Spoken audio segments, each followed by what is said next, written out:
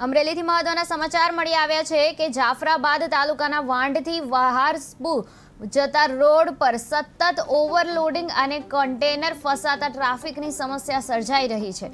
તંત્રની અવગણનાથી સ્થાનિકોમાં રોષનો માહોલ પણ જોવા મળી રહ્યો છે। વાંઢ ગામથી વરાવ સ્વરૂપના L&T કોવાયા તરફ જતા માર્ગ પર દરરોજ ઓવરલોડિંગ ટ્રકો અને શ્વાન તેમજ અલ્ટ્રાટેક કંપનીના ભારે વાહનો પસાર થતા હોવાથી માર્ગ પર ટ્રાફિક જામના દ્રશ્યો સામાન્ય બની ગયા છે।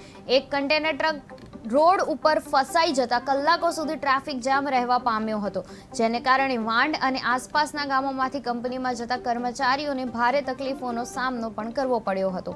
વાંઢ ગામના સરપંચ શામળાભાઈ રબારીએ આ સમસ્યા અંગે તંત્રને રજૂઆત કરી હોવા છતાં આજ દિન સુધી કોઈ પગલાં લેવામાં આવ્યા નથી।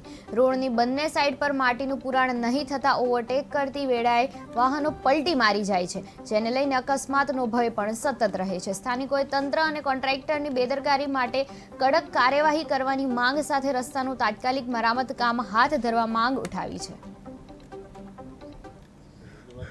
વાંઢ અને વારાસુરને જોડતો જે રસ્તો છે તે રસ્તામાં હાલ સ્વાઇનના મોટા ટ્રક જે લોડિંગ ભરેલા ટ્રક હાલે છે તે વાંઢ અને વારાસુરના વસાડાના રસ્તા ઉપર પલટી ખાઈ ગયો છે। તે હાલનો જે રસ્તો છે તે અત્યારે તદ્દન બંધ છે અને તે અવારનવાર અહીંયા ટ્રક ફસાવા, ટ્રક પલટી ખાવા તેવા કિસ્સા બને છે અને લોડિંગ વાહન હાલે છે અને તેની રજૂઆત અવારનવાર તંત્રને કરી છતાંય કોઈ ઉકેલ આવ્યો નથી। તો જેથી કરીને અહીંયા વાંઢ વારાસુર જવા માટે, અલ્ટ્રાટેક કંપનીમાં જવા માટે કર્મચારીઓનો જે રસ્તો છે તે રસ્તામાં આવી અવારનવાર અગવડ પડે તો તે માટે તંત્રને કહેવું તે તાત્કાલિક ધોરણે પગલાં લે અને આનું નિરાકરણ લાવે।